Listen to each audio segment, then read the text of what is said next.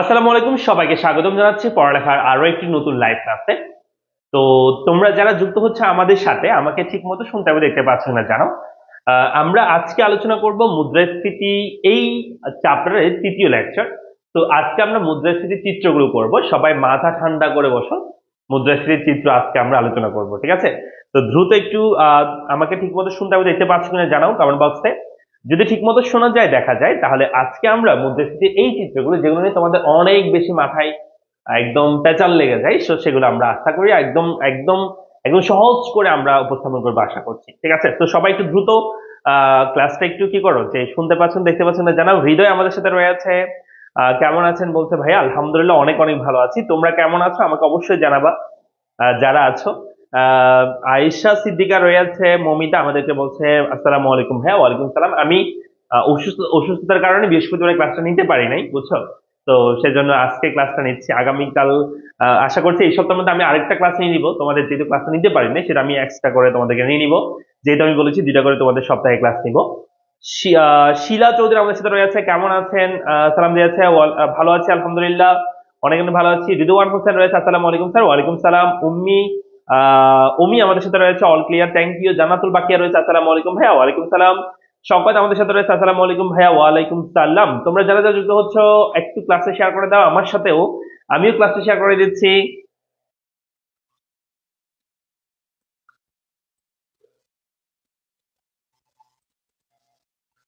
আমিও ক্লাসে শেয়ার করে দিচ্ছি, তোমরা আমার সাথে ক্লাসটা শেয়ার করে দাও।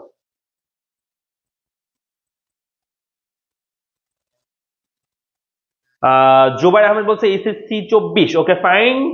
তারপর হচ্ছে জান্নাতুল মাওয়া রয়েছে, আসসালামু আলাইকুম। ওয়ালাইকুম সালাম। রাশেদ আমাদের সাথে রয়েছে, Rashed P K, hello sir. Hello. আমাদের সাথে রয়েছে রিদওয়ান হোসেন, কেমন আছেন ভাইয়া? আলহামদুলিল্লাহ অনেক অনেক ভালো আছি। জুবাইর আহমেদ বলেছে আসসালামু আলাইকুম স্যার, কেমন আছেন? আলহামদুলিল্লাহ অনেক অনেক ভালো আছে। আকাশ রয়েছে, সালাম দিয়েছে, ওয়ালাইকুম সালাম। জান্নাতুল মাওয়া আমাদের সরি জান্নাতুল মাওয়া আমাদের সাথে রয়েছে। চলে গেছে উপরে, দেখতে পারি না তোমার কমেন্ট। আচ্ছা, এরপর আমাদের সাথে আর কি আছে, আর কি আছে, আর কি আছে? ক্লাসে একটু সবাই শেয়ার করে দাও, জাস্ট শেয়ার করে কমেন্ট বক্সে শেয়ার ডান লিখো, আমি শুরু করে দিচ্ছি ইনশাআল্লাহ। আমি শুরু করে দিচ্ছি, তোমরা একটু ক্লাসে শেয়ার করে শেয়ার ডান লিখো কমেন্ট বক্সে। ঠিক আছে, আমরা আমরা আমরা 100 জন আজকে থাকবো, 100 জন ক্লাসে। 100 জন করো সবাই, 100 জন সবাই একটা একটা দুই তিনটা করে শেয়ার করো। অর্থাৎ তোমাদের বিভিন্ন যে বন্ধুদের যে গ্রুপ থাকে, সেই গ্রুপের মধ্যে একটা লিঙ্কটা দিয়ে দাও একটু কষ্ট করে। ঠিক আছে, গ্রুপের মধ্যে একটু লিঙ্কটা দিয়ে দাও, যারা ফ্রি ক্লাস করতে চায় তারা চাইলে আমাদের সাথে যুক্ত হওয়ার জন্য, ঠিক আছে? তো সবাই একটু ক্লাসটা দিয়ে দাও, লিঙ্কটা দিয়ে দাও, যাতে আমরা 100 জন ক্লাস করতে পারি। 100 জন আহামরি কিছু না, আমরা চাইলেই পারি এটা, ঠিক আছে? আমরা আজকে মুদ্রাস্ফীতির যে চিত্রগুলো আছে সেগুলো নিয়ে কথা বলবো। তো একটু দ্রুত ক্লাসটা শেয়ার করে দাও তোমরা যারা আছো। উম্মে তানজিনা আমাদের সাথে রয়েছে, তানজিনা বলছে আসসালামু আলাইকুম। ওয়ালাইকুম সালাম। আমাদের সাথে রয়েছে মাহফুজা খানম, আমাদের সাথে রয়েছে, আসসালামু আলাইকুম স্যার, কেমন আছেন? আলহামদুলিল্লাহ ভালো আছি। কামরুল ইসলাম আমাদের সাথে রয়েছে, আসসালামু আলাইকুম স্যার, আমি পেইড ব্যাচে, গোল্ডেন ব্যাচে। ওকে কামরুল ইসলাম, তোমাকে স্বাগতম ক্লাসে। হৃদয় আমাদের সাথে রয়েছে, স্যার ক্লাস শুরু করে দেন। হ্যাঁ, শুরু করে দিব তো, তুমি ক্লাস শেয়ার করছো, অবশ্যই শুরু করে দিও ভাইয়া। শুভ রয়েছে আমাদের সাথে, আসি স্যার। তারপর হচ্ছে শামীম, আহ, আহ, শামীম আমাদের সাথে রয়েছে, স্যার শেয়ার করে দিয়েছি। হ্যাঁ, সবাই শেয়ার করে দাও। সবাই একটা একটা করে শেয়ার করে দিবে, এবং হচ্ছে বন্ধু বান্ধবের যদি গ্রুপ থাকে সেই গ্রুপের লিঙ্কটা একটু দিয়ে দাও, তাহলেই হয়ে যাবে। আয়শা সিদ্দিকা, মমিতা আমাদের সাথে রয়েছে, মেনশন করেছে অনেকজনকে, ধন্যবাদ, অনেক অনেক ধন্যবাদ আয়শা। যারা যারা মেনশন করছো অনেক অনেক ধন্যবাদ, তোমাদেরকে একটু মেনশন করে দাও। সিরাজ শকওয়াত আমাদের সাথে রয়েছে, ভাইয়া শেয়ার বলছে, মানে শেয়ার ডান করছে, থ্যাংক ইউ সিরাজ। রাইসা আমাদের সাথে রয়েছে, কেমন আছেন স্যার? আলহামদুলিল্লাহ একটু সুস্থ হয়েছে আগের তুলনায়, ক্লাস আশা করছি নিতে পারবো ঠিক মতো। তোমরা একটু 50 জনের মতো আছো, যারা আসছো সবাই শেয়ার করে দাও একবার করে। আমরা 100 জন, 100 জন চাই আজকে ক্লাসে, মানে 100 জন হইতেই হবে কনফার্ম, ঠিক আছে? তো 100 জন হওয়ার মতো শেয়ার করে দাও সবাই। আহ হাইনা, আচ্ছা, হানিয়া, সরি হানিয়া খান রাইসা, রাইসা বলছে আমাদেরকে কেমন আছেন? আলহামদুলিল্লাহ ভালো আছি। আমাদের সাথে রয়েছে মোহাম্মদ মুসলিম, আমাদের সাথে রয়েছে, মুসলিম বলছে কেমন আছেন স্যার? আলহামদুলিল্লাহ ভালো আছি। আমাদের সাথে রয়েছে আরি আফরিনা, আফরিনা শেয়ার ডান বলছে, থ্যাংক ইউ। আমাদের সাথে অমির রয়েছে, শেয়ার ডান বলছে, অনেক অনেক ধন্যবাদ। শামীম আমাদের সাথে রয়েছে, মেনশন করেছে অনেকজনকে, দুইজনকে মেনশন করেছে, থ্যাংক ইউ। আমাদের সাথে রয়েছে আহ বুঝতে পড়তে পারেন, তোমার নামটা উপরে চলে গেছে, যাই হোক। তা আমাদের সাথে রয়েছে মমিতা। ইউনিস বই কবে আসবে ভাইয়া? ইনশাল্লাহ খুব শীঘ্রই আসবে। আমরা ক্লাস কাজ একদম শেষের দিকে, আমরা হয়তো 1-2 তারিখ বা সর্বোচ্চ 3 তারিখ হইতে পারে, ইনশাল্লাহ চলে আসবে। কেমনই আমাদের সাথে রয়েছে, আসসালামু আলাইকুম। ওয়ালাইকুম সালাম। আমাদের সাথে রয়েছে কামরুল ইসলাম, কলেজের গ্রুপে দিয়েছে। Good, very good. যারা যারা আছো সবাই একটু তোমাদের বন্ধু বান্ধব, কলেজের গ্রুপ, যার যে কোনো তোমাদের প্রাইভেট গ্রুপ, সেগুলোতে তোমরা ক্লাসটা একটু শেয়ার করে দাও, যাতে তোমাদের বন্ধু বান্ধবরা আমাদের সাথে যুক্ত হতে পারে। সানজিদা আমাদের সাথে রয়েছে, মেনশন করেছে, ধন্যবাদ। নাইমা আমাদের সাথে রয়েছে, আসসালামু আলাইকুম স্যার, কেমন আছেন? আলহামদুলিল্লাহ, অনেক অনেক ভালো আছি নাইমা। তারপর আমাদের সাথে রয়েছে তোমাদের সবার প্রিয় রিমন স্যার, যুক্ত হয়েছে। স্যার কেমন আছেন? ভালো আছে আলহামদুলিল্লাহ, একটু সুস্থ আছে রিমন। তারপর তোমাদের সাথে রয়েছে মারিয়া, মারিয়া শেয়ার ডাউন করেছে। তারপর অমি রয়েছে, ইসরাতকে মেনশন করেছে, থ্যাংক ইউ। নাজিন আমাদের সাথে রয়েছে, ডান বলছে, শেয়ার ডান বলছে, অনেক অনেক ধন্যবাদ। শুভ আমাদের সাথে রয়েছে, এই ক্লাস করো, ওকে, থ্যাংক ইউ। তারপর হচ্ছে আমাদের সাথে রয়েছে চৈতি আমাদের সাথে রয়েছে। আচ্ছা, চৈতি বলছে, হ্যাঁ চৈতি বলছে নমস্কার স্যার, কেমন আছেন? আলহামদুলিল্লাহ ভালো আছি। আদিল আমাদের সাথে রয়েছে, আমি এইচএসসি 24 স্যারের অর্থনীতি স্টুডেন্ট, অর্থনীতির জন্য Anwar sir boss, thank you. Adil Hossain আমাদের সাথে রয়েছে, কামরুল ইসলাম, ভাইয়া ডক্টর মোহাম্মদ ইউনূসকে শেয়ার করে দিয়ে দিচ্ছি আসতেছে। আচ্ছা তাই নাকি? তারপর হচ্ছে জুনাইদ আহমেদ রয়েছে, আমাদেরকে ডান বলছে। সাকিব বলছে আসসালামু আলাইকুম স্যার। ওয়ালাইকুম সালাম। আমাদের সাথে রয়েছে জিয়াউদ্দিন, রানা আমাদের সাথে রয়েছে, সালাম দিয়েছে, ওয়ালাইকুম সালাম। আমাদের সাথে আদ্রিতা রয়েছে, আমাদের সাথে সালাম দিয়েছে। রিমন বলছে স্যার শেয়ার করলে অ্যাডমিশন ব্যাচে ডিসকাউন্ট আছে কিনা? এই ক্লাস শেয়ার করলে অ্যাডমিশন ব্যাচে ডিসকাউন্ট নাই, অ্যাডমিশন ক্লাস শেয়ার করলে অ্যাডমিশন ব্যাচে ডিসকাউন্ট আছে, বুঝছো? তোমরা যারা অ্যাডমিশন ব্যাচে 24-এর আছো, যদি কেউ থেকে থাকো আর কি, এই লাইভে যদি থাকার কথা না থাকলে, আমাদের ব্যাচে কিন্তু ডিসকাউন্টে ভর্তি চলছে। আর তোমরা যারা 24-এর আছো, তোমাদের সরি যারা 25-এর আছো, তোমাদের জন্য গোল্ডেন ব্যাচ চলমান আছে। আর যারা হচ্ছে 26-এর আছো, তাদের জন্য কিন্তু অ্যাডভান্স ব্যাচ ক্লাস চলমান আছে, আমাদের একদম ফ্রি কোর্স আর কি। যারা আছো সবাই একটু, যারা পরে দিয়ে যুক্ত হচ্ছে, কেমনই রয়েছে স্যার লাগবে। আচ্ছা এই ক্লাস, এই চ্যাপ্টার কয়টা ক্লাস লাগবে? কেমনই বলছে ভাইয়া আমাদের 6 থেকে 7টা, 8টা ক্লাস লাগতে পারে, এটা ডিপেন্ড করতেছে কত জানতে পারছে সেটার উপর। সাকিব রয়েছে, স্যার আমার নামটা কি একটু বলবেন? হ্যাঁ বলে দিলাম Sakib, shout out to you. তারপর হচ্ছে সাকিব বলছে টার্গেট অ্যাপ্লাস ব্যাচে ক্লাস নিবেন না? অবশ্যই নিবো ভাইয়া, কেন নিবো না? আজকে তো ক্লাস নেই তোমাদের, নেক্সট রবিবারে, কালকে তোমাদের ক্লাস। আদ্রিতা ওকে ওকে, ফাইন ফাইন ফাইন, আমরা শুরু করে দিচ্ছি, এখন শুরু করে দিব। 60+ হচ্ছে, আমরা 100 সবাই 100 চাই, 100 হইলে আমরা ক্লাস শুরু করতেছি। দেখো 100 হওয়ার আগে থেকে শুরু করতেছি, কিন্তু তোমরা 100 করো, এটা তোমাদের দায়িত্ব, ঠিক আছে, নৈতিক দায়িত্ব। হলুদ দেখা যাচ্ছে প্যান্ট, হলুদ প্যান্ট দেখা যাচ্ছে নাকি হোয়াইট ভালো হবে? কোনটা ভালো হবে? আচ্ছা আমি একটু দেখি কোনটা ভালো হয়। মনে হয় ভালো হবে সবগুলি না। ব্ল্যাক, না ব্ল্যাক ভালো হবে না, এটা ভালো হবে না, রেড ভালো হতে পারে।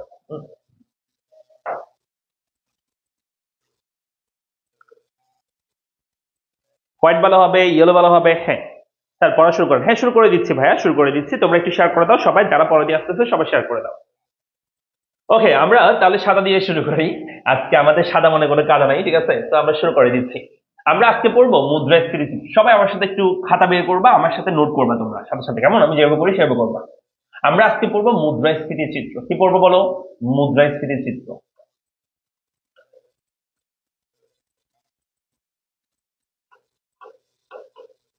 দেখো, মুদ্রাস্ফীতি চিত্রের ক্ষেত্রে আমাদের দুই ধরনের চিত্র আমাদের মনে রাখতে হবে মুদ্রাস্ফীতির ক্ষেত্রে। মানে দুইটা চিত্র আছে আর কি মুদ্রাস্ফীতির ক্ষেত্রে। এক নম্বর যেটা, সেটা হচ্ছে, এটাকে আমরা বলে থাকি, এক নম্বরটাকে বলে থাকি যে চাহিদা বৃদ্ধিজনিত মুদ্রাস্ফীতি। চাহিদা বৃদ্ধিজনিত বা চাহিদা জনিত অনেক সময় থাকতে পারে, চাহিদা বৃদ্ধিজনিত মুদ্রাস্ফীতি, জনিত মুদ্রাস্ফীতি। আমরা এই চিত্রটা করবো প্রথমত, চাহিদা বৃদ্ধিজনিত মুদ্রাস্ফীতি 1 নম্বরে। একটু স্পষ্ট করে লিখি।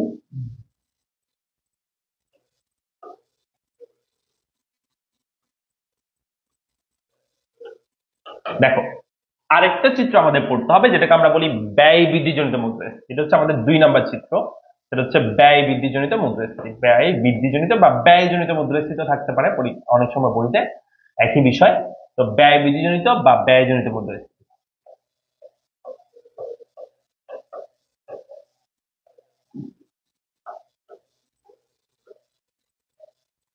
আমার সাথে সবাই লিখে ফেলো, খাতা কলম বের করো। খাতা কলম ছাড়া তুমি ক্লাস করলে আমার কথা কিছুই বুঝবা না, ঠিক আছে? খাতা কলম লাগবে। তা আমি আবার বলছি, 1 নম্বর হচ্ছে চাহিদা বৃদ্ধিজনিত মুদ্রাস্ফীতি, আরটা হচ্ছে ব্যয় বৃদ্ধিজনিত মুদ্রাস্ফীতি। এই দুইটা চিত্র পড়লেই হয়ে যাবে এই চ্যাপ্টারে। ভালো করে এই দুইটা চিত্র ভালো মতো আয়ত্ত আনতে হবে, কেমন? তো দেখো, প্রথমত হচ্ছে চাহিদা বৃদ্ধিজনিত মুদ্রাস্ফীতির জন্য আমরা এখানে একটা চিত্র করবো, এখানে একটা চিত্র আঁকবো আর কি। তো সেই চিত্রটা আমি এখানে আঁকবো, এই জায়গার মধ্যে আমি আঁকবো। এবং আরেকটা আমি ব্যয় বিজনদের মুদ্রাস্ফীতি করবো, যে চিত্রটা আমি এখানে করব। ঠিক আছে, এই জায়গার মধ্যে আমি ব্যয় বিজনদের মুদ্রাস্ফীতি করবো। এই দুইটা চিত্রের ক্ষেত্রে বা এই দুইটা চিত্র যদি তুমি ভালোভাবে বুঝতে চাও, তোমাকে আরেকটা চিত্র মনে রাখতে হবে, যেটাকে আমি বলবো যে এই দুইটার মা চিত্র বা মাদার চিত্র। ঠিক আছে, মা চিত্র মানে হচ্ছে এই দুইটা হচ্ছে বাচ্চা, বুঝছো? মানে এই দুইটা কোত্থেকে আসছে সেটাই আমরা শিখবো আগে, তারপর আমরা এই দুটো চিত্র দেখবো। ঠিক আছে, তো এই দুটো চিত্র তাহলে কোত্থেকে আসছে সেটা জানার জন্য আমাদেরকে একটা মা চিত্র শিখতে হবে। আমি আরেকটা স্লাইডে যাচ্ছি, সেখানে আমি হচ্ছে মুদ্রাস্ফীতির মা চিত্র শিখতেছি। কেমন? মুদ্রা স্ফীতির, ঠিক আছে, মুদ্রা স্ফীতির মানচিত্র। তো যদিও এটা আসলে আমি আমি নিজে নাম দিয়েছি, আবার পরীক্ষা হল লিখে দিও না মানচিত্র। এই চিত্রটার মানে কি, মানে এইখানে আমি মুদ্রাস্ফীতি যে চিত্রগুলো আছে সেগুলো কোথেকে সৃষ্টি হয়েছে সেটা আমি দেখাবো। তো এখানে আমি চিত্রটা তোমাদেরকে দেখাচ্ছি। এখানে দেখো আমরা দুইটা অক্ষ নিচ্ছি।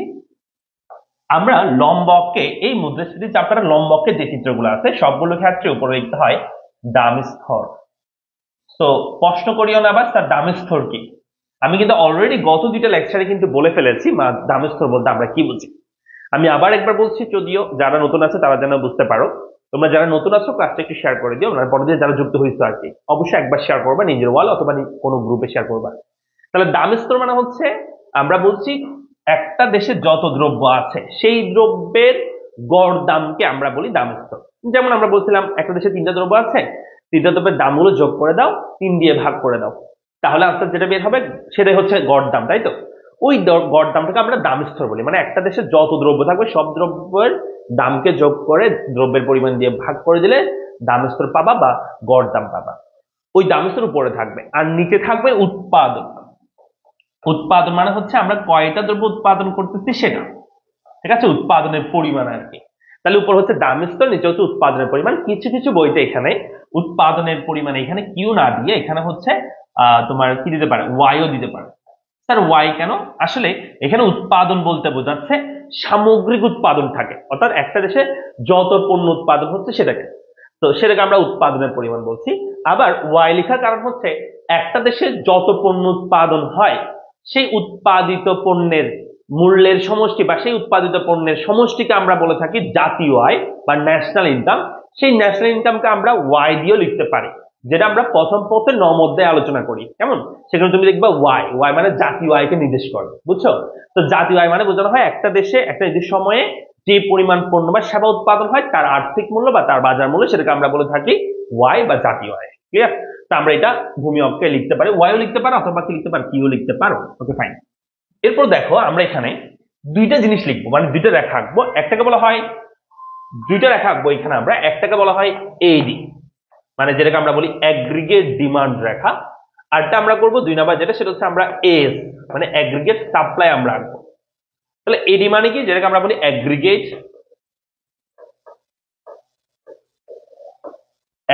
Demand,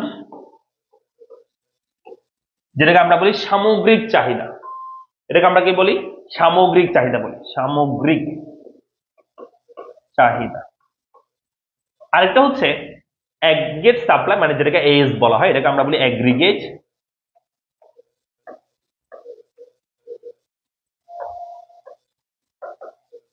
supply.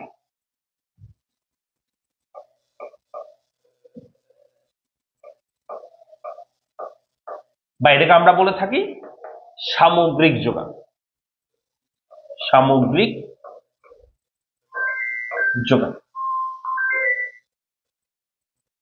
তাহলে একটা কি বলছে অ্যাগ্রিগেট ডিমান্ড বা সামগ্রিক চাহিদা, আর হচ্ছে অ্যাগ্রিগেট সাপ্লাই বা সামগ্রিক যোগান। তার এই দুইটার মানে কি? তোমরা যারা নবম অধ্যায় মোটামুটি পড়াশোনা করেছো আগে, মানে প্রথম পথে নবম অধ্যায় আর কি, ওই প্রথম পথে নবম অধ্যায়ে এই দুটো টার্ম কিন্তু ছিল, একটা হচ্ছে অ্যাগ্রিগেট ডিমান্ড, একটা হচ্ছে অ্যাগ্রিগেট সাপ্লাই। তো অ্যাগ্রিগেট ডিমান্ড মানে বোঝানো হয় একটা দেশে যে মানুষজন আছে সেই মানুষজনের যে গড় চাহিদা, বা সরি গড় চাহিদা বলছি, একটা দেশের যে মানুষজন আছে সেই মানুষজনের যে টোটাল চাহিদা সেটাকে আমরা বলে থাকি অ্যাগ্রিগেট ডিমান্ড বা সামগ্রিক চাহিদা। বুঝছো?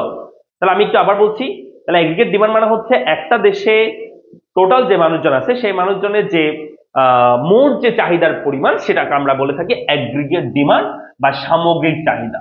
তো মানে টোটাল যে চাহিদাটা হয় আর কি মানুষজনের, একটা দেশের সব মানুষের চাহিদা। আর অ্যাগ্রিগেট সাপ্লাই মানে হচ্ছে একটা দেশের যে উৎপাদন প্রতিষ্ঠানগুলো আছে সেই প্রতিষ্ঠানগুলোর টোটাল যে পণ্যের সাপ্লাই বা ক্যাপাসিটি আছে সেটাকে আমরা বলি সামগ্রিক যোগান। ক্লিয়ার? তাহলে সামগ্রিক চাহিদা মানে হচ্ছে একটা দেশের সব মানুষের চাহিদার পরিমাণ, আর অ্যাগ্রিগেট সাপ্লাই মানে হচ্ছে একটা দেশের যত প্রতিষ্ঠান আছে সেই প্রতিষ্ঠানগুলোর যে যোগান সেই যোগানের পরিমাণটা আমরা বলছি যে অ্যাগ্রিগেট সাপ্লাই। আমি নর্মাল ভাষায় বলতেছি এই জন্য যাতে তোমাদের বুঝতে সুবিধা হয়। Okay fine. তাহলে অ্যাগ্রিগেট ডিমান্ডটা আমাদের যে নর্মাল ডিমান্ড কার্ড, তোমরা নর্মাল ডিমান্ড কার্ড কিন্তু করেছো কোথায়? দ্বিতীয় অধ্যায়ে, প্রথম পথে দ্বিতীয় অধ্যায়ে। তোমরা জানো যে ডিমান্ড কার্ভ সাধারণত মানে চাহিদা রেখা সাধারণত বাম থেকে ডানে নিম্নগামী হয়ে থাকে, এটা হচ্ছে ডিমান্ড কার্ভ, এরকম হয়ে থাকে। আর সাপ্লাই কার্ভটা কেমন হয়? সাপ্লাই কার্ভ সাধারণত বাম থেকে ডানে কি হয়ে থাকে? ঊর্ধ্বগামী হয়ে থাকে। এগুলো আমরা পড়ছি না? এগুলো আমরা পড়ছি কিনা প্রথম পথে দ্বিতীয় অধ্যায় কিন্তু আমরা পড়েছি, তাই না? মা চিত্র কি ভাইয়া, এতক্ষণ পরে আসে বলতেছে মা চিত্র কি ভাইয়া, জান্নাত বলতেছে ভাইয়া আমরা মুদ্রাস্ফীতি চিত্র করার জন্য এই চিত্রটা বুঝতে হবে, বুঝছো? সেটাকে আমরা তাই মা চিত্র বলছি। এই চিত্রটা বোঝার পর আমরা ওই মুদ্রাস্ফীতি চিত্রগুলো পড়বো যেখানে আমরা দুইটা চিত্র পড়বো। এই দুটো চিত্র আমরা পড়বো। তো তো এই দুটো চিত্র যদি আমরা বুঝতে চাই তাহলে আমাদেরকে অবশ্যই এই চিত্রটা আমাদেরকে বুঝতে হবে। এই চিত্র, যে চিত্রটা আমি দেখাচ্ছি তোমাদেরকে, হ্যাঁ, এই যে এই দুইটা চিত্র বোঝার জন্য তোমাকে অবশ্যই এই মা চিত্র সম্পর্কে জানতে হবে, সেটা আমি পড়াচ্ছি। এটা পড়ার পরে আমরা ওই দুইটা চিত্র পড়বো যেগুলো আমাদের পরীক্ষা আসবে। ক্লিয়ার?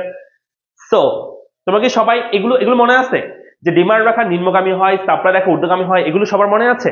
একটু যাদের মনে আছে একটু ইয়েস লিখো কমেন্ট বক্সে, আমি একটু দেখতে চাই কাদের মনে আছে।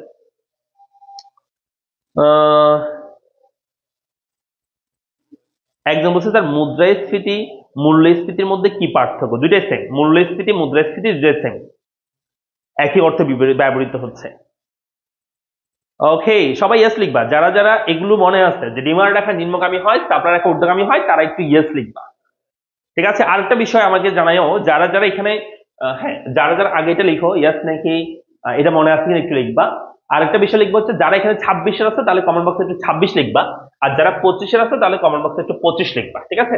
তো দেখো, তাহলে আমি বলছি ডিমান্ড রেখা হচ্ছে বাম থেকে নিম্নগামী হয়, সাপ্লাই রেখা হয় বাম থেকে ঊর্ধ্বগামী। তো এখানে প্রথমে আমি একটা সাপ্লাই রেখা আঁকবো, এই চিত্রের মধ্যে একটা অ্যাগ্রিগেট সাপ্লাই রেখা আঁকবো। যদিও এমনি এইটা হচ্ছে সাপ্লাই রেখা, কিন্তু এখানে আমরা বলতেছি অ্যাগ্রিগেট সাপ্লাই। তো সেম আমি এখানে অ্যাগ্রিগেট সাপ্লাই রেখা আঁকতেছি। তো অ্যাগ্রিগেট সাপ্লাই রেখাটা এখানে যেটা হয় সেটা হচ্ছে অ্যাগ্রিগেট সাপ্লাই রেখাটা প্রথম ঊর্ধ্বগামী হয়, তারপর একটা পয়েন্টে যাওয়ার পর এই রেখাটা মানে সাপ্লাই রেখাটা এই পয়েন্টে যাওয়ার পর বাম থেকে ডানে ঊর্ধ্বগামী না হয়ে এটা লম্বকের সমান্তরাল হয়ে যায়, অর্থাৎ এটা আর ঊর্ধ্বগামী না হয়ে লম্বকের সমান্তরাল হয়। এটা হচ্ছে এএস মানে অ্যাগ্রিগেট সাপ্লাই রেখা আমি আঁকলাম। তাহলে কি বলছি? এএস টা প্রথম ঊর্ধ্বগামী হয়, একটা পয়েন্টে যাওয়ার পর আবার লম্বকের সমান্তরাল হয়। তাহলে এটা আসলে কেন হয় বা কি জন্য হয় সে বিষয়টা আমাদের বুঝতে হবে। দেখো, আমরা যদি বলি এটা কিন্তু অ্যাগ্রিগেট সাপ্লাই, মাথা রাখবা এটা কিন্তু নর্মাল সাপ্লাই না বা এমনি যোগান না, সামগ্রিক যোগান। তো তুমি সামগ্রিক যোগান চাইলেই কিন্তু ইচ্ছে মতো বৃদ্ধি করতে পারো না, কারণ একটা দেশে যে সম্পদ আছে সেই সম্পদে একটা লিমিটেশন আছে। আমরা জানি যে আমাদের এই যে ইকোনমিক্স পড়তেছি এটা কেন পড়তেছি? সীমিত সম্পদের কারণে তো পড়তেছি নাকি? আমরা জানি যে সীমিত সম্পদ কিন্তু অভাব অনেক বেশি, যার কারণে আমাদের অর্থনীতি পড়তে হচ্ছে। তো আমরা এখানে বলছি যে অ্যাগ্রিগেট সাপ্লাইটা, সে অ্যাগ্রিগেট সাপ্লাইটা প্রথম ঊর্ধ্বগামী হয়েছে নর্মাল সাপ্লাই রেখার মতো, তারপর একটা সময় গিয়ে লম্বকের সমান্তরাল হয়েছে। এখন প্রশ্ন স্যার কেন? কারণ একটা দেশের যে সম্পদ সেই সম্পদের পরিমাণ লিমিটেড, তুমি চাইলে সম্পদ বৃদ্ধি করতে পারবে না। তো যখন দেখা যায় যে প্রাথমিক অবস্থায়, আমি যদি তোমাদের একটু দেখাই এটাকে, যে প্রাথমিক অবস্থায় মনে করো যে সম্পদ ছিল বা তোমাদের দামস্থল যখন হচ্ছে P1, তখন মনে করো যে উৎপাদন হয়েছে Q1। মনে করো দামস্থল বাড়ছে মানে জিনিসপত্রের দাম বাড়ছে, তো যোগানও বাড়ছে। দাম বেড়ে মনে করো P2 হলো, যোগানো বেড়ে মনে করো Q2 হলো। দাম মনে করো আরেকটু বাড়ছে, দাম আরেকটু বেড়ে মনে করো P3 হলো, যোগানের পরিমাণ মনে করো যে Q3 হলো। এরপরে মনে করো দাম বাড়ছে আরো, দাম বেড়ে P4 হলো। আমি এই পাশেগুলো একটু মুছে দিচ্ছি, কেমন? এটা একটু মুছে দিচ্ছি, তোমরা আশা করি এটা নোট করে ফেলছো অলরেডি, এডিএস। তো আমি এটা মুছে দিচ্ছি।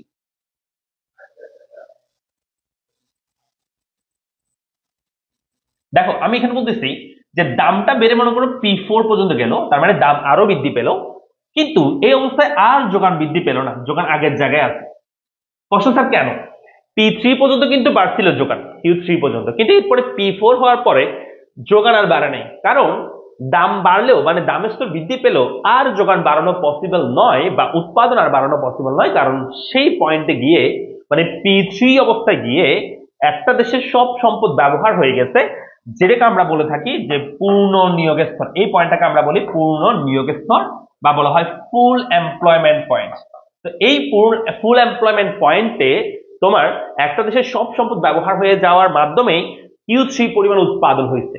এরপরে তোমার দামের স্তর তুমি আর যতই বাড়াও না কেন, দামের স্তর এরপরে কি করো, তুমি দামের স্তর যতই বাড়াও না কেন, এরপরে তুমি দামের স্তর যতই বাড়াও না কেন আর আমাদের উৎপাদন বাড়ানো পসিবল নয়।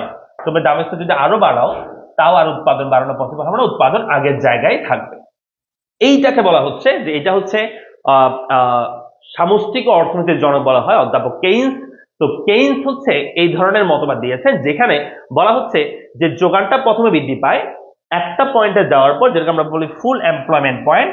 সেই ফুল এমপ্লয়মেন্ট পয়েন্টে যাওয়ার পর দামের স্তর বৃদ্ধি পেলেও আর উৎপাদন বৃদ্ধি করাটা পসিবল হয় না, উৎপাদন আগের জায়গায় থেকে যায়। ক্লিয়ার? তোমরা এই কথাটা বুঝছো যে আমি একটু পর্যন্ত বোঝাচ্ছি যে যোগান রেখাটা মানে এগ্রিগেট সাপ্লাই রেখাটা প্রথমে ঊর্ধ্বগামী হয়, মানে দামের স্তর বাড়লে যোগান বাড়তেছে কিন্তু উৎপাদন বাড়তেছে, কিন্তু তোমার দামের স্তর একটা পয়েন্টে যাওয়ার পর মানে এই পয়েন্টে যাওয়ার পরে দামের স্তর বৃদ্ধি পেলেও আর উৎপাদন বাড়ানো যাচ্ছে না বা যোগান আগের জায়গায় স্থির হয়ে গেছে। তোমরা এই কথাটা বুঝছো কিনা একটু বলো। ওকে, আমরা দেখতে পাচ্ছি এখানে বেশিরভাগে বলছে 25 25 25 25 26 আছে, 26 কয়েকজন আছে। তোমরা তোমাদের যারা বন্ধু বান্ধব আছে তাদেরকে একটু ক্লাসে মেনশন করে দিও, শেয়ার করে দিও, তাহলে তো ভালো লাগবে নাকি? একটু তোমরা ক্লাসে শেয়ার মেনশন করে দিও।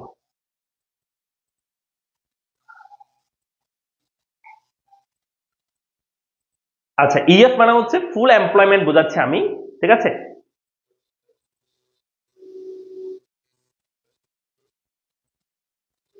ওকে, ইএফ মানে ফুল এমপ্লয়মেন্ট বোঝাচ্ছে, বা এফ ও থাকতে পারে পরীক্ষায়, একই কথা। ফুল এমপ্লয়মেন্ট বোঝাতে এফ লিখতেছি, ঠিক আছে? তো আমরা এখানে তাহলে কি বলছি যে ওই পয়েন্টটা যাওয়ার পর তোমার আর দাম স্তর বৃদ্ধি পেলেও জোগাড় বাড়ানো পসিবল না। এই টপিকটা যারা বুঝতে পারছো যে না স্যার আমি এই এসটা বুঝতে পারছি, তারা একটু ইয়েস লিখবা কমেন্ট বক্সে। আর তোমাদের বন্ধু বান্ধব যারা আছে যারা পরে দিয়ে আসতেছে একটু শেয়ার করে দিও না।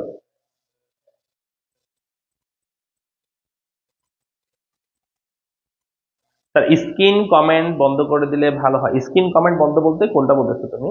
তুমি নিজে করতে পারবে সেটা, তুমি সেটিংসে গিয়ে এখানে সেটিংসে যাও, এই যে ঘড়ির উপর ক্লিক করে সেটিংসে যাও, এখানে গিয়ে তুমি ক্যাপশন অফ করে দাও, অটোমেটিক সেটা অফ হয়ে যাবে। আচ্ছা, তাহলে আশা করি আমরা বুঝতে পেরেছি এসটা। এখন আমি একটু ব্যাক আসতেছি, অর্থাৎ আমি এই লেখাগুলো মুছে দিচ্ছি, যেগুলো আমি এক্সট্রা লিখছি সেগুলো মুছে দিচ্ছি। তো দেখাই, আমি তোদের দেখাই।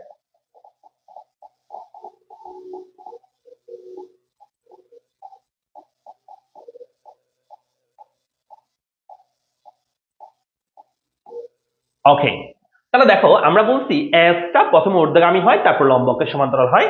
কোন পয়েন্টে যাওয়ার পর? ফুল এমপ্লয়মেন্ট পয়েন্টে যাওয়ার পর এরপর লম্বকের সমান্তরাল হয়। এস লেখাটা গেল, এস এর কাজ, এস এর কাজ এখানে শেষ, এটুকু মনে রাখতে হবে। আর এগ্রিগেট ডিমান্ড যেটাকে আমরা বলি এডি, এই এডি রেখা কোনো ঝামেলা নেই, এডি রেখা নিম্নগামী হয়ে থাকে। তো এখানে আমি একটা এডি রেখা না, এখানে আমি আসলে বেসিক্যালি তিনটা এডি রেখা আঁকবো। ও চলে গেছে, না না ঠিক আছে। এখানে আমি তিনটা এডি রেখা আঁকবো, এডি রেখাগুলো একটু আঁকি দেখো। প্রথমত আমি এখানে একটা এডি রেখা আঁকলাম, এটার নাম দিলাম AD1। আরেকটা রেখা আঁকলাম, মনে করো যে AD2। আরেকটা দিলাম AD3। আরেকটা দিলাম আমি AD4। এগুলো বেশি দেওয়ার কারণ একটু পরে বুঝতে পারবা, আমি জাস্ট এখানে ডিমান্ড ইউজ করবো, তো সেজন্য আমি আগে থেকে তোমাদেরকে দেখাচ্ছি আর কি। তো এডি রেখা এরকম হয়, নিম্নগামী হয়, বাঁধনা নিম্নগামী হয়। এখানে চারটা রাখছি, কোনো সমস্যা নেই, বোঝার সুবিধাতে লিখছি। তাহলে এখানে এডি রেখাগুলো নিম্নগামী হবে, এইটুকু হচ্ছে কাজ। আর এস হচ্ছে প্রথম ঊর্ধ্বগামী হবে, তারপর লম্বকের সমান্তরাল হবে। এই দুইটা কথা যদি বুঝতে পারো, এবং এটা হচ্ছে ফুল এমপ্লয়মেন্ট পয়েন্ট, যেখানে আমাদের উৎপাদন কি হবে, সর্বোচ্চ হয়। এটাকে আমরা বলি, এই পয়েন্টটাকে আমরা বলি ফুল এমপ্লয়মেন্ট পয়েন্ট। এটাকে আমরা কি বলবো? ফুল এমপ্লয়মেন্ট পয়েন্ট, বা ইএফ বা ই বিন্দু, এফ বিন্দু বলতে পারো, নো প্রবলেম। তাহলে ফুল এমপ্লয়মেন্ট পয়েন্টে যাওয়ার পর এসটা লম্বকের সমান্তরাল হয়, আর এডি হচ্ছে, এডি তো সবসময় নিম্নগামী হতে থাকে। এই কথাগুলো বুঝছো কিনা আমাকে বলো, নোট করে রাখো দরকার হলে, যদি বুঝতে না পারো নোট করে রাখো, বা যদি পরে দিয়ে মনে হয় যে ভুলে যাবে তাহলে নোট করে রাখো যে এসটা প্রথম ঊর্ধ্বগামী হয়, ফুল এমপ্লয়মেন্টে যাওয়ার পর লম্বকের সমান্তরাল হয়, আর এডি গুলো সবসময় কি হয়ে থাকে? বাম থেকে নিম্নগামী হতে থাকে। এটা দরকার হলে নোট করে নাও।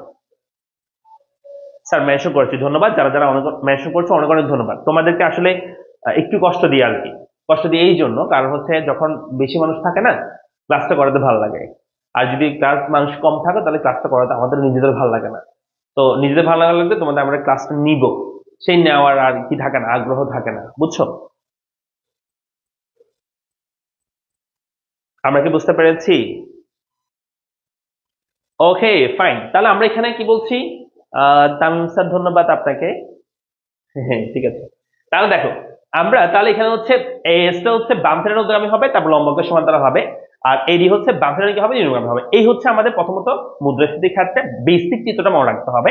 এখন চলো আমি তোমাদেরকে বলি, আমি যেখানে আমরা ছিলাম আর কি, সেটা হচ্ছে আমরা মুদ্রাস্ফীতির দুইটা চিত্র সম্পর্কে বলছিলাম। একটা হচ্ছে চাহিদা বৃদ্ধিজনিত মুদ্রাস্ফীতি, একটা হচ্ছে ব্যয় বৃদ্ধিজনিত মুদ্রাস্ফীতি। প্রথম কথা বলি, চাহিদা বৃদ্ধিজনিত মুদ্রাস্ফীতি কখন হয়ে থাকে? এই চাহিদা বৃদ্ধিজনিত মুদ্রাস্ফীতি হয়ে থাকে ফুল এমপ্লয়মেন্টের পরে। তাহলে স্যার ফুল এমপ্লয়মেন্টের পরে মানে কখন? এই ইএফ যখন হয়েছে বা এফ বিন্দুর পরে।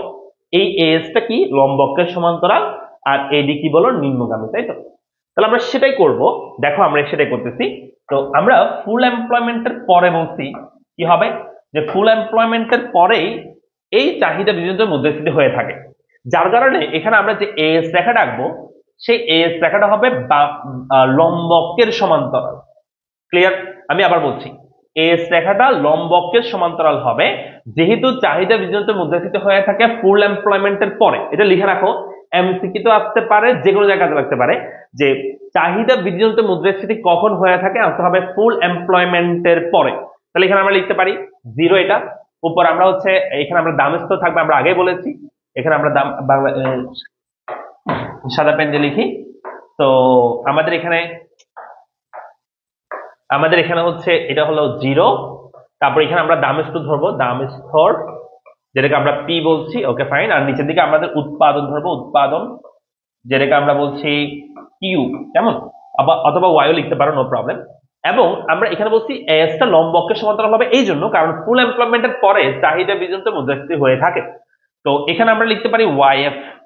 তার ওয়াইএফ মানে কি? ওয়াইএফ মানে হচ্ছে ফুল এমপ্লয়মেন্ট অবস্থায় উৎপাদনের পরিমাণ, বা এটাকে তুমি শুধু এভাবে লিখতে পারো যে কিউ 0 পর্যন্ত উৎপাদন অবস্থায় আমাদের এসটা হয়েছে লম্বকের সমান্তরাল। ঠিক আছে?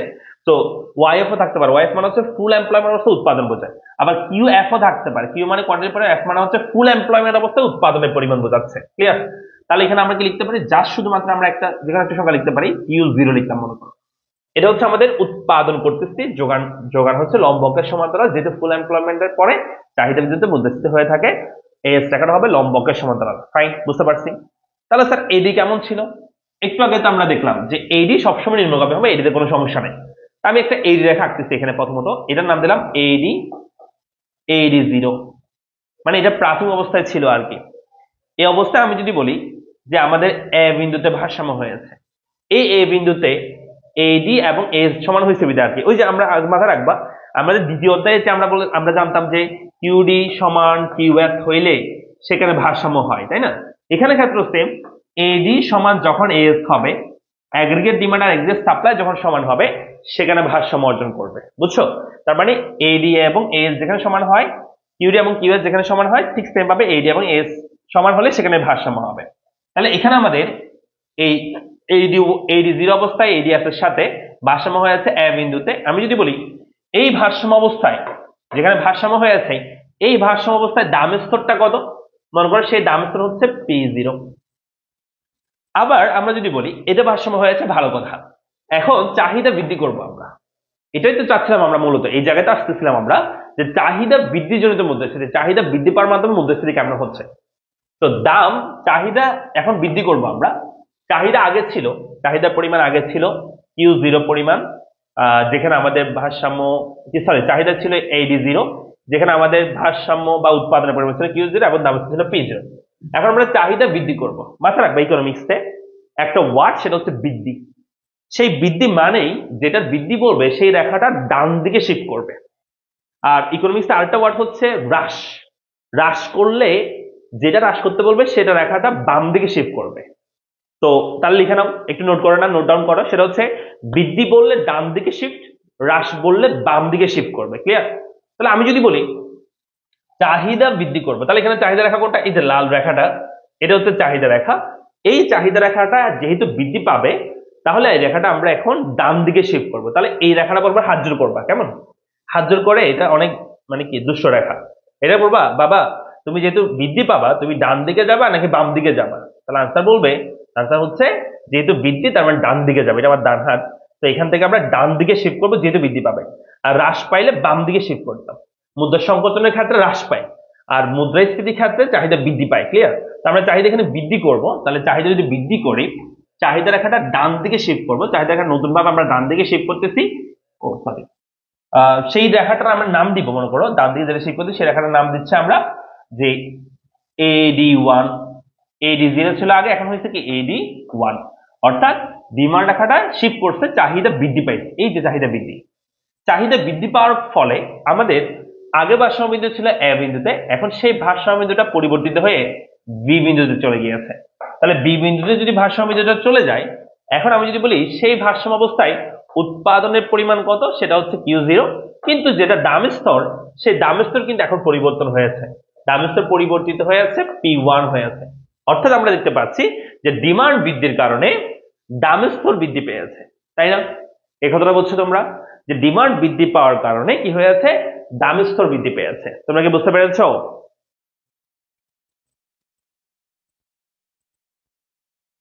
ফুল এমপ্লয়মেন্ট বলতে কি বুঝেছেন মূলত? দেখো, ফুল এমপ্লয়মেন্ট মানে হচ্ছে একটা দেশে যে সম্পদগুলো আছে, যে মানুষগুলো আছে, সবকিছু প্রপারলি ইউজ হয়ে গেছে, ফুললি এমপ্লয়মেন্ট, ফুললি পূর্ণ নিয়োগ হয়ে গেছে, মানে সব ব্যবহার হয়ে গেছে। এরপরে তোমার দাম স্তর বাড়লো আর উৎপাদন বাড়ানো পসিবল হয় না, এটাকে বলা হয় ফুল এমপ্লয়মেন্ট।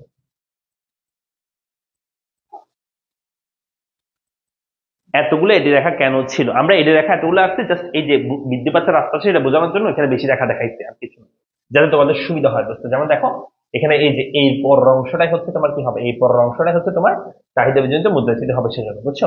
আচ্ছা যাই হোক, তো আমরা এখন দেখো তাহলে এখানে ডিমান্ড বৃদ্ধি পাওয়ার কারণে দামের স্তর বৃদ্ধি পাইছে, ডিমান্ড বৃদ্ধি পাওয়ার কারণে কি হচ্ছে, দামের স্তর বৃদ্ধি পেয়েছে। তো এখন এখান থেকে পরীক্ষা কিন্তু আসবে প্রশ্ন, কি প্রশ্ন আসবে? পরীক্ষা বলবে এখান থেকে যে মুদ্রাস্ফীতির পরিমাণ কত। প্রশ্নটা খেয়াল করবে, এখানে 1 নম্বর প্রশ্ন বলতেছে, আরেকটা প্রশ্ন আসতে পারে, মুদ্রাস্ফীতির পরিমাণ কত। পরিমাণ, দেখো মুদ্রাস্ফীতি যখন পরিমাণ আমাদেরকে প্রশ্ন করবে, তো মুদ্রাস্ফীতির পরিমাণ বের করার জন্য এখানে কোনো একদম সহজ ওয়ে, মুদ্রাস্ফীতির পরিমাণ বললেই তুমি দেখবা যে ডিমান্ড বৃদ্ধির পাওয়ার কারণে তোমার এখানে দামের স্তর কত বৃদ্ধি পাচ্ছে। দেখো আগে ছিল P0, এখন হচ্ছে P1, তাহলে এই অঞ্চলটাকে, এই বক্সটাকে, অর্থাৎ P0 P1 BA, এই উপরের বক্সটাকে তখন আমরা মুদ্রাস্ফীতির পরিমাণ বলবো, মানে মুদ্রাস্ফীতি হয়েছে একটু, ঠিক আছে? তাহলে মুদ্রাস্ফীতির পরিমাণ বললে আমরা এই অঞ্চলটাকে বলবো, তাহলে আনসার হবে P0 P1 BA। ঘড়ির কাটার মতো এক পাশ থেকে বলে আসবা, P0 P1 BA এটা হচ্ছে মুদ্রাস্ফীতির পরিমাণ, P0 P1 BA এটা হচ্ছে মুদ্রাস্ফীতির পরিমাণ। তো এটা আমরা লিখলাম। আচ্ছা গেল এটা।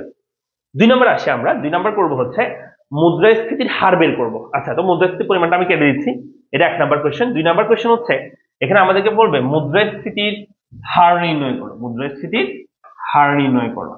তো মুদ্রাস্ফীতির হার বললে তখন আমাদের সূত্র দিয়ে করতে হবে। তো যখন মুদ্রাস্ফীতির হার বের করতে বলবে তখন তোমাকে এখানে এরকম প্রতীক না দিয়ে সংখ্যা দিয়ে দিবে। সংখ্যা কেমন? যেমন এখানে থাকতে পারে মনে করো যে 10, সেটা বেড়ে হয়ে যাচ্ছে 15। আর এখানে উৎপাদনের পরিমাণ দিতে পারে, না দিতে পারে, সমস্যা নাই, কিন্তু এটা না দিলেও চলবে। তো আমি এখানে উৎপাদনের পরিমাণ দিচ্ছি,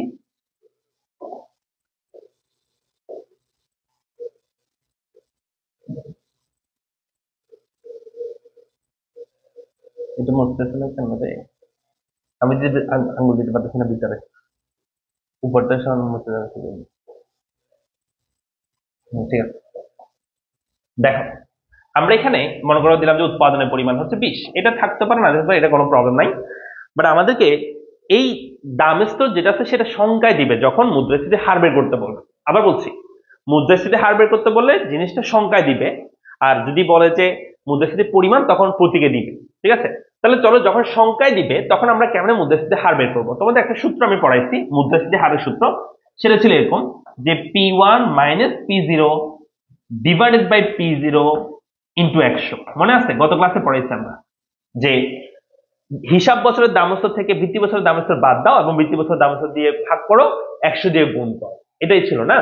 তো আমরা সেই সূত্রটা এখানে ব্যবহার করে কিন্তু মুদ্রাস্ফীতির পরিমাণটা বের করে ফেলতে পারি। তো এখানে P1 থেকে P0 বাদ P0 দিয়ে ভাগ করতে হবে।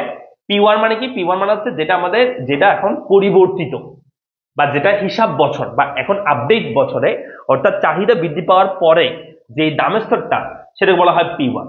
এখানে P1 এর মান কত বসাবো? 15 বসাবো, কারণ এখন AD আগে ছিল 0 হয়েছে এখন AD1, অর্থাৎ পরিবর্তিত AD অবস্থায় যেটা দামের স্তর সেটা হচ্ছে আমাদের হিসাব বছরের দামের স্তর, বা তুমি বলতে পারো যে আমাদের যে বছর আমরা মুদ্রাস্ফীতি বের করতে সে বছরের দামের স্তর, সেটা 15 বসানো।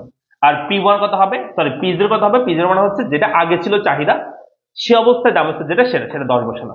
তাহলে এখানে আমরা মানটা বসাই দিচ্ছি, মানটা হবে হচ্ছে P1 মানে হচ্ছে 15 মাইনাস, হ্যাঁ আমরা এখানে লিখতে পারি 15 মাইনাস 10, 15 থেকে 10 বিয়োগ করবো এবং 10 দিয়ে ভাগ করবো এবং হচ্ছে 100 দিয়ে গুণ করে দিব, যেহেতু পার্সেন্টেজ বের করতে হবে 100 দিয়ে গুণ করতে হবে। তো উপরে হবে 5, উপরে 5 ডিভাইডেড বাই 10 ইনটু 100, তাহলে আনসার বের হবে 50%। কত বের হবে? 50%। অর্থাৎ আমাদের এখানে মুদ্রাস্ফীতির হার হচ্ছে 50%। এই দুটো কোশ্চেন থাকবে, এর বাইরে কোনো কোশ্চেন থাকবে না। অর্থাৎ মুদ্রাস্ফীতির পরিমাণ অথবা মুদ্রাস্ফীতির হার বের করতে বলবে চিত্র থেকে। ক্লিয়ার? আমরা কি পারবো? একটু বলো তো পারবে কিনা সবাই।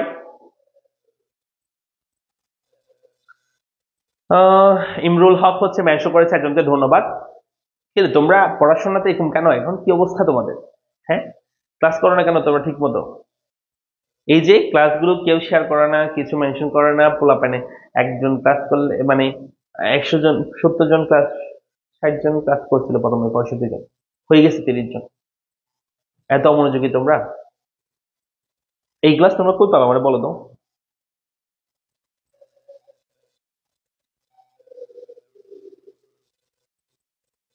পারবো আমরা? ওকে, জি পারবো বলছে আমাদেরকে।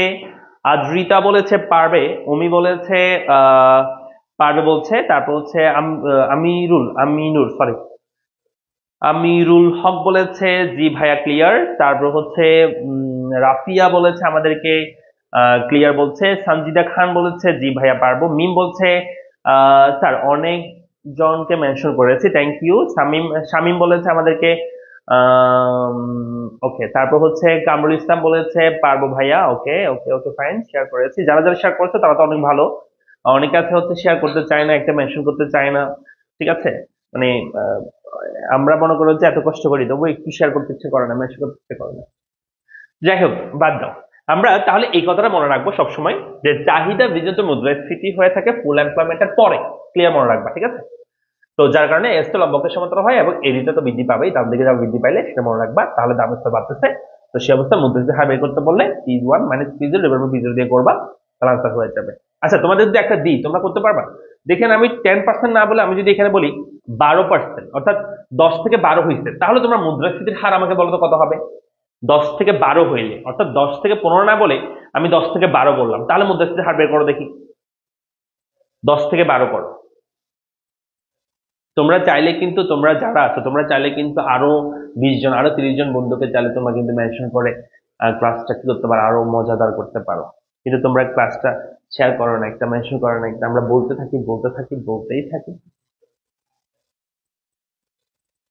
শিলা বলছে 20% হবে, এটা করো করো করো। 10 থেকে যদি 12 হয় তাহলে সেক্ষেত্রে কত পার্সেন্ট হবে মুদ্রাস্ফীতির হার?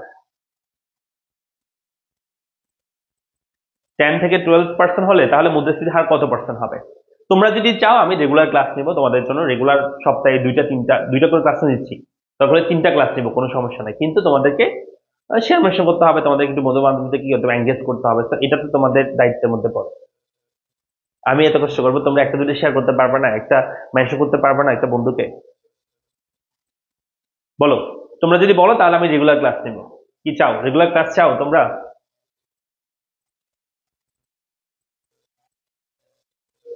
তার মান দেওয়া থাকলে মুদ্রাস্ফীতি কত, এই যে মুদ্রাস্ফীতি হার বের করছি, মুদ্রাস্ফীতি তখন কত জিজ্ঞেস করবে না, মুদ্রাস্ফীতি হার জিজ্ঞেস করবে তখন। কেমনে বের করবো বলে একটু বলেন, এটা কোন কথা? এই যে করে দিলাম এখন, তুমি কি এখন আসছো আমার ক্লাসে? দেখো এখানে P1 মানে হচ্ছে যেটা আমাদের হিসাব বছর থাকবে, মানে এই AD1 অবস্থা, মানে পরিবর্তিত AD1 অবস্থা যেটা, সেটা তো 12 লিখবা। 12 মাইনাস 10, তার মানে এখানে হবে 12 minus 10 divide by 10। 12 minus 10 divide by 10, তার আনসার বের হবে 20%। আশা করি বুঝতে পারছো।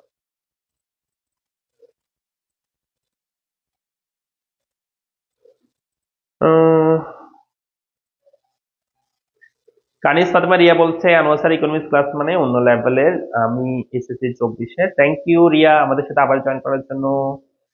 রাফিয়া হাসনাত বলেছে ভাইয়া রেগুলার ক্লাস চাই। কই রেগুলার ক্লাস চাও তোমরা? রেগুলার ক্লাস চাইলে ক্লাসে কয়জন থাকে দেখো। জি ভাইয়া রেগুলার ক্লাস চাই। যদি রেগুলার ক্লাস চাই তাহলে তোমাদের আমার মতো কি হইতে হবে, তোমাদেরও উজাড় হইতে হবে, তোমাদেরও প্রাণ খুলে কি করতে হবে, শেয়ার মেনশন করতে হবে, তাহলেই ক্লাসটা জমবে। আহ, আমাকে ক্লাস শেয়ার করছে কিন্তু এখন ও নিজেই ক্লাস করতেছে না, দেখছো? জুনাইদ আহমেদ কি বলতেছে? সাকিব বলছে ক্লাস চাই ডেইলি, ওকে। তারপর আফিফা বলছে ভাইয়া আপনার বেশি বেশি ক্লাস চাই, ওকে।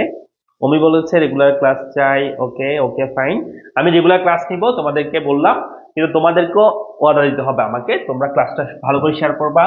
100 জন 200 জন না হলে ক্লাসে করে মজা লাগে, তুমি আমরা বলো তো। দেখো চলে আসে আমরা পরেরটায়। তো এটা আমরা করলাম মুদ্রাস্ফীতির হার বের করছি কিসের মাধ্যমে? আমরা এই চিত্রের মাধ্যমে, মানে চাহিদা বিজনিত মুদ্রাস্ফীতি। শোনো, এই চাহিদা বিজনিত মুদ্রাস্ফীতি আরেকটা নাম আছে যেটাকে আমরা বলে থাকি প্রকৃত মুদ্রাস্ফীতি। প্রকৃত মুদ্রাস্ফীতি বলা হয় এটাকে, মুদ্রাস্ফীতি বলা হয় এটাকে। তাহলে প্রকৃত মুদ্রাস্ফীতি কাকে বলে? যদি পরীক্ষা আসে বলবা যে যেখানে চাহিদা বৃদ্ধি পাওয়ার মাধ্যমে যেখানে মুদ্রাস্ফীতি হয় সেটা হচ্ছে প্রকৃত মুদ্রাস্ফীতি। এটা আসলে অ্যাকচুয়ালি মুদ্রাস্ফীতির চিত্র। এছাড়াও এটাকে বলা হয় ব্যয় বৃদ্ধিজনিত মুদ্রাস্ফীতি, আবার এটাকে বলা হয় বাধাজনিত মুদ্রাস্ফীতি, ঠিক আছে? তো এটাকে আমরা বাধাজনিত মুদ্রাস্ফীতি বলতে পারি অথবা বাধাজনিত। তাহলে ব্যয় বৃদ্ধিজনিত মুদ্রাস্ফীতি একটা কি বাধাজনিত মুদ্রাস্ফীতি বলা হয় এটাকে। চলো আমরা এটা দেখি। আগের মতো করতে আমরা এটা 0 ধরলাম, এখানে আমরা ধরলাম যে দাম স্তর, এখানে আমরা ধরতেছি দাম স্তর, যেটাকে আমরা পি বলছি, ওকে ফাইন। এরপর হচ্ছে উৎপাদনের পরিমাণ আগের মতো থাকবে, এখানে উৎপাদন, তো এটাকে আমরা কি বলছি। আর এক্ষেত্রে মাথায় রাখবা এই ব্যয় বৃদ্ধিজনিত মুদ্রাস্ফীতিটা হয়ে থাকে ফুল এমপ্লয়মেন্টের আগে। আবার বলছি, ব্যয় বৃদ্ধিজনিত মুদ্রাস্ফীতি হয়ে থাকে ফুল এমপ্লয়মেন্টের আগে, আর চাহিদা বৃদ্ধিজনিত মুদ্রাস্ফীতি হয়ে থাকে ফুল এমপ্লয়মেন্টের পরে। তো আমি যদি একটু দেখাই তোমাদেরকে যে ফুল এমপ্লয়মেন্টের আগে কেমন দেখতে হয়। ফুল এমপ্লয়মেন্টের আগে, এই ফুল এমপ্লয়মেন্ট পয়েন্ট হচ্ছে এটা, এই পয়েন্টের আগে চাহিদাটা নিম্নগামী হয়, ঠিক আছে আগের মতো, কিন্তু যোগানটা কিন্তু ঊর্ধ্বগামী হয়, দেখছো? যোগানটা কিন্তু এর আগেটা ছিল লম্বকের সমান্তরাল, যেহেতু চাহিদা বৃদ্ধিজনিত মুদ্রাস্ফীতি ফুল এমপ্লয়মেন্টের পড়া হয়, কিন্তু ব্যয় বৃদ্ধিজনিত মুদ্রাস্ফীতি হয়ে থাকে ফুল এমপ্লয়মেন্টের আগে, যার কারণে এস রেখাটা মানে এগ্রিগেট সাপ্লাই রেখাটা হবে বাম থেকে ডানে ঊর্ধ্বগামী। চলো তাহলে আমরা সেটা করি। আমরা এখানে এই যে এস রেখাটা, সেই এস রেখাটা আঁকবো প্রথমে, এই যে এস রেখাটা আঁকবো। তো চলো আমরা ইয়েলো কালার নিচ্ছি এবং আমরা কি করবো যে এখানে এস রেখাটা আঁকবো। এস রেখাটা আঁকলাম, এটা হচ্ছে এস 0 মনে করো, মানে এগ্রিগেট সাপ্লাই 0, মানে এটা প্রাথমিক অবস্থায় এগ্রিগেট সাপ্লাই ছিল।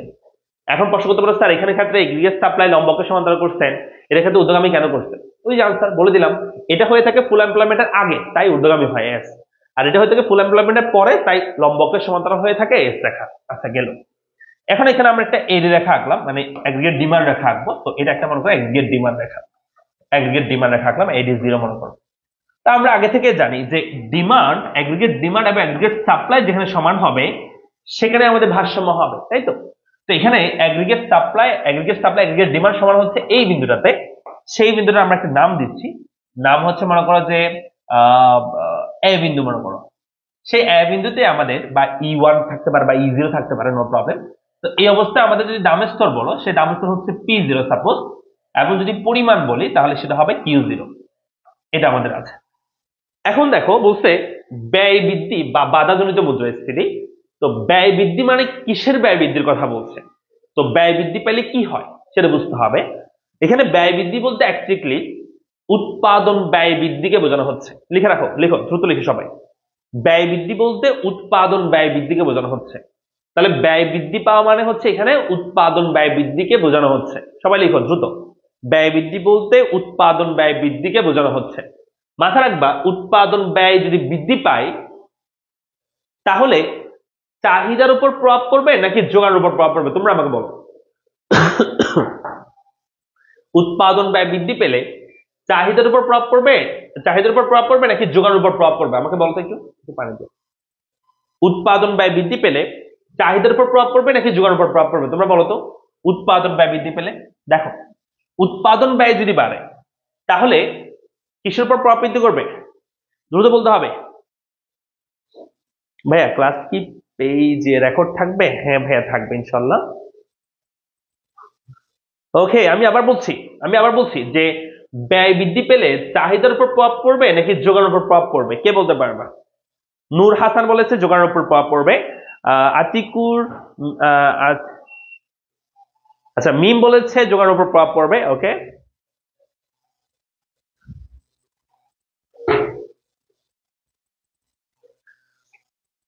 হ্যাঁ সবাই দিতে পারতেছে, মার্শাল্লাহ। দেখো আনসার হচ্ছে যদি ব্যয়টা যদি ব্যয়টা বৃদ্ধি পায় তাহলে এখানে ডিমান্ডের উপর প্রভাব না পড়ে সাপ্লাইয়ের উপর প্রভাব পড়বে। কিভাবে তোমাদেরকে আমি একটু দেখাই। একটা জিনিস মাথায় রাখবা, একটা দেশের যে উৎপাদক থাকে তাদের কাছে কিন্তু লিমিটেড সম্পদ থাকে, তাই না? আমরা সেজন্য তো অর্থনীতি পড়তেছি, সীমিত সম্পদের কারণে।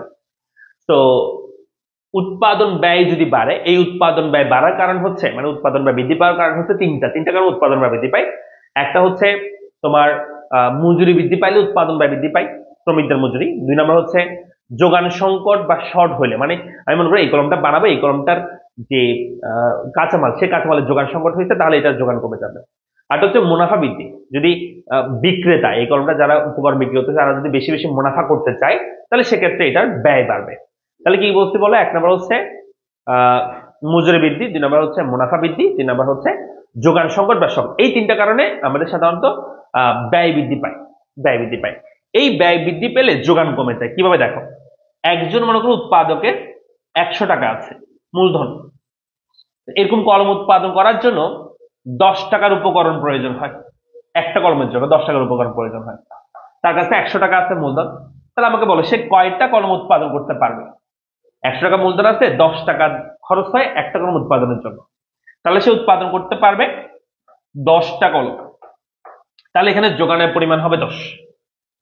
এখন মনে করো তার কাছে 100 টাকায় আছে, কিন্তু ওই দ্রব্যের যে উপকরণের খরচ, সেই খরচটা বেড়ে এখন 20 টাকা হয়ে গেছে। অর্থাৎ আগে 10 টাকা খরচ হইতো, এখন খরচ বেড়ে 20 টাকা হয়ে গেছে। তাহলে সে এখন কয়টা উৎপাদন করতে পারবে? তার 5টা উৎপাদন করতে পারবে। তাহলে আগে ছিল 10টা উৎপাদন করতে পারতো, তাই যোগান 10। এখন যদি 5টা উৎপাদন করতে পারে তাহলে যোগান কি হবে? 5 হবে না? তার মানে উপকরণের দাম বাড়লে, ব্যয় বাড়লে আর কি, ব্যয় বাড়লে বা উপকরণের দাম বাড়লে, ব্যয় বৃদ্ধি পেলে যোগান কমে যায়, কারণ উৎপাদন কমে যায়। ক্লিয়ার? তাহলে আমরা বলতে পারি ব্যয় বৃদ্ধি পেলে যোগান কমে যাবে। তাহলে এটা মাথায় রাখবা, ব্যয় বৃদ্ধি বলতে উৎপাদন ব্যয় বৃদ্ধি, আর উৎপাদন ব্যয় বৃদ্ধি পেলে যোগান হ্রাস পায়। আবার যোগান বৃদ্ধি করে দিও না, যোগান হ্রাস পাবে। তাহলে ব্যয় বৃদ্ধি পেলে যোগান হ্রাস পায়। ক্লিয়ার? ব্যয় বৃদ্ধি পেলে কি পায়? যোগান হ্রাস পায়। চলো আমরা ব্যয় বৃদ্ধি করি, তারপর যোগান হ্রাস করবো।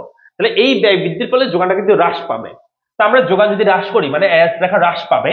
আমি একটা কথা তোমাদেরকে মুখস্থ লিখতে বলছি যে ইকোনমিক্সে বৃদ্ধি বলতে ডান দিকে শিফট, যেটা বলবে, যে রেখাটা বলবে সে রেখাটা, বৃদ্ধি বলতে ডান দিকে শিফট, হ্রাস বললে বাম দিকে শিফট করবা। তাহলে আমাকে বলো, যদি চাহিদা বৃদ্ধি পায় এটার ফলে যদি যোগান হ্রাস পায়, যোগান হ্রাস বলছি, তাহলে যোগান রেখাটা বাম দিকে যাবে নাকি ডান দিকে যাবে? দ্রুত কমেন্ট বক্সে বলবো আমাকে, যোগান রেখাটা ডান দিকে যাবে নাকি বাম দিকে যাবে? কোন দিকে যাবে? দ্রুত বলো। যদি যোগান যোগান ব্যয় বৃদ্ধির কারণে যদি যোগান হ্রাস পায় তাহলে যোগান রেখাটা বাম দিকে যাবে নাকি ডান দিকে যাবে?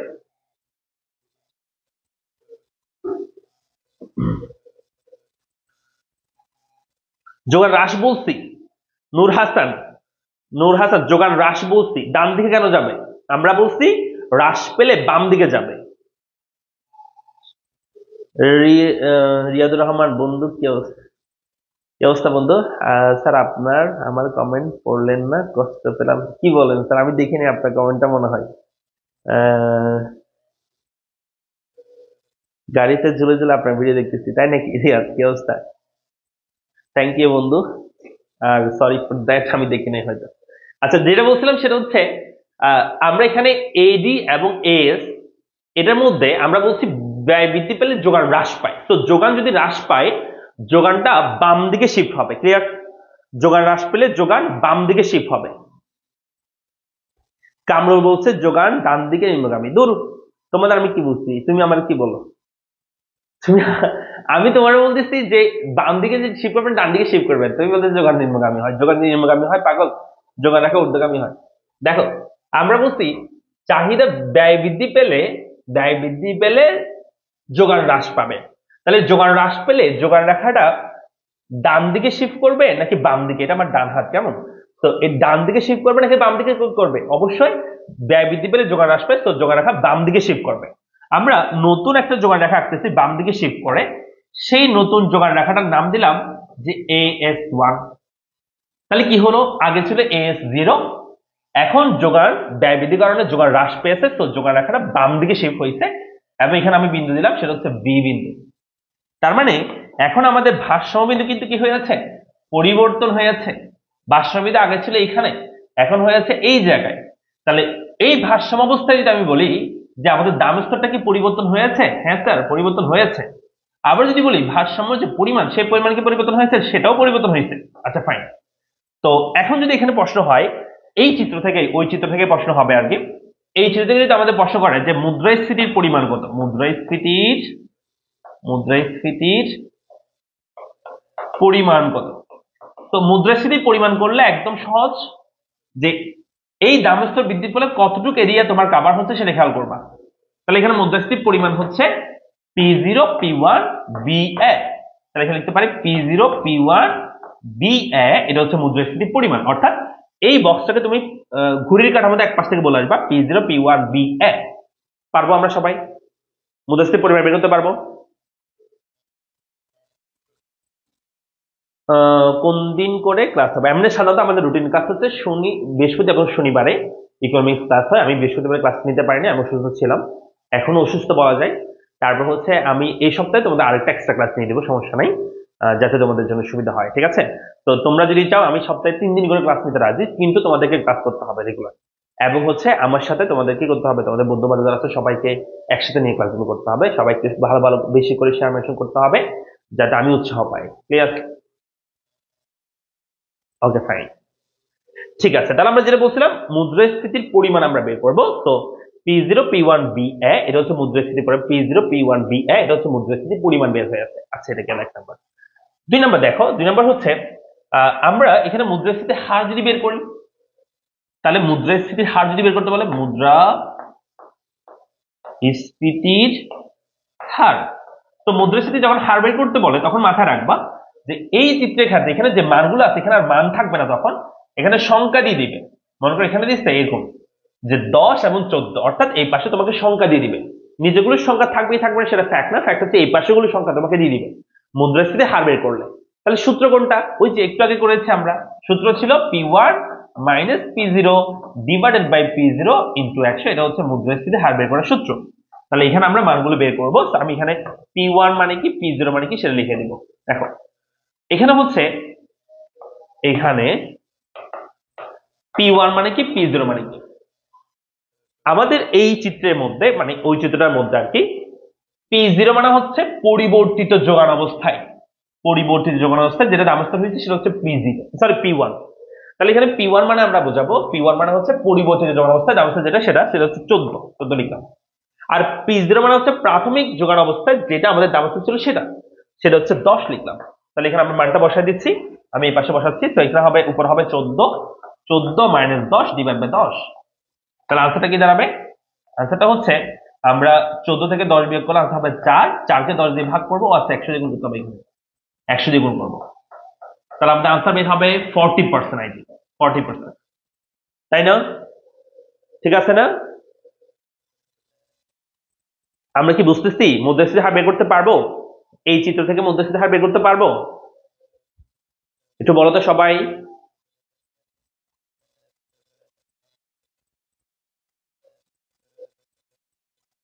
আমরা কি এই চিত্র থেকে মুদ্রাস্ফীতির হার বের করতে পারবো? স্যার মুদ্রাস্ফীতির পরিমাণ সূত্রে পি এ মানে কি? পি এ বলতে কোথায় লিখছো তুমি? পি এ তো লিখি না, P0 লিখছি আমি, P0 লিখছি ভাইয়া।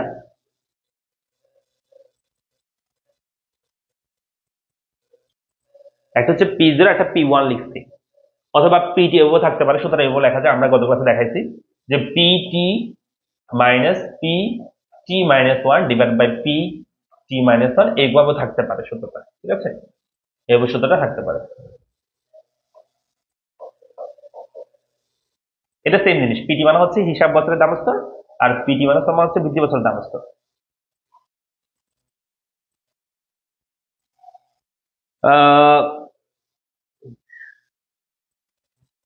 আজলিন ইসলাম বলেছে আজলিন ইসলাম জাসি জারিস জারিস জারিস আজলিন ইসলাম জারিস, এত কঠিন নাম কেমনে দেখো তোমরা। আজলিন ইসলাম জারিস বলেছে ভাইয়া আপনার ক্লাসগুলো অনেক ভালো লাগে, অনেক অনেক ধন্যবাদ আজলিন। এবং হচ্ছে উম্মে তানজিনা বলেছে জি স্যার পারবো। ওকে ফাইন, তো আমরা আজকে মুদ্রাস্ফীতি চিত্রটা একদম ক্লিয়ার করলাম। যারা বুঝতে পারো না বা কম বুঝছো তোমরা ক্লাসটা আবার একবার একটু দেখে নিও, তাহলে আশা করছি তোমরা ভালো ক্লিয়ার একটা ধারণা পাবা। তো মুদ্রাস্ফীতি এই দুটো চিত্র থেকে পরীক্ষা প্রশ্ন আসবেই, ক্লিয়ার। এই চ্যাপ্টারে আরো ম্যাথ আছে, আরো ম্যাথ হচ্ছে আমরা নেক্সট ক্লাসে মুদ্রাস্ফীতির প্রকারভেদ গুলো, পাশাপাশি আমরা অন্যান্য ম্যাথ গুলো আশা করি মুদ্রাস্ফীতি প্রকারভেদ করবো আগামী ক্লাসে, এবং এরপরে ম্যাথ গুলো যদি পারি কালকের ক্লাসে আমরা ধরবো।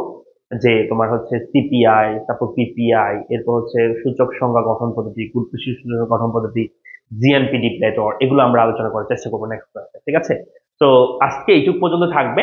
তোমরা যারা যুক্ত হয়ে আছো আজকের ক্লাসে, ক্লাসটা কেমন লেগেছে একবার একটু কমেন্ট করে জানাতে পারো, ক্লাসটা তোমাদের কেমন লাগছে। তোমরা যদি ক্লাসটা ভালো লাগে তো নিজেদের ওয়াল একবার শেয়ার করতে পারো, নিজেদেরকে একটা স্ক্রিনশট নিয়ে তোমরা শেয়ার করতে পারো যে পড়ালেখা পেয়েছে, মুদ্রাস্ফীতি ক্লাস হচ্ছে, আমি ক্লাস করেছি, ভালো লেগেছে না ভালো লাগে না, এটু একটা পোস্ট করতে পারো, এটা তোমার উপর ডিপেন্ড করছে, কেমন। তো একটা স্ক্রিনশট নিয়ে তুমি চাইলে একটা পোস্ট করতে পারো, মানে আমাকে ডেডিকেট করে আর কি। আজ আজলিন বলেছে স্যার এসএসসি 26-এর তো সিলেবাস গুলো নাই, এই 26-এর তো সিলেবাস এটা হচ্ছে তোমাদের সেকেন্ড পেপারে। তো 26-এ যারা আছে তোমাদের এটা করে রাখলে ভালো, এটা খারাপ এমন তো না, এটা করে রাখলে তো তোমার জন্য তোমার অ্যাডভান্স থাকবা তুমি অন্যদের থেকে। এখানে অনেক কিছু কথা বলতেছে যেগুলো তোমার লাগবে ফার্স্ট ওয়ানে। সিরাত শওকাত বলেছে ভাইয়া আপনার ক্লাস অলওয়েজ ভালো লাগে, থ্যাংক ইউ, অনেক অনেক ধন্যবাদ। আমিরুল হক বলেছে জি আলহামদুলিল্লাহ আমি এসএসসি 25, ওকে। তারপর হচ্ছে বাকিরা জানো।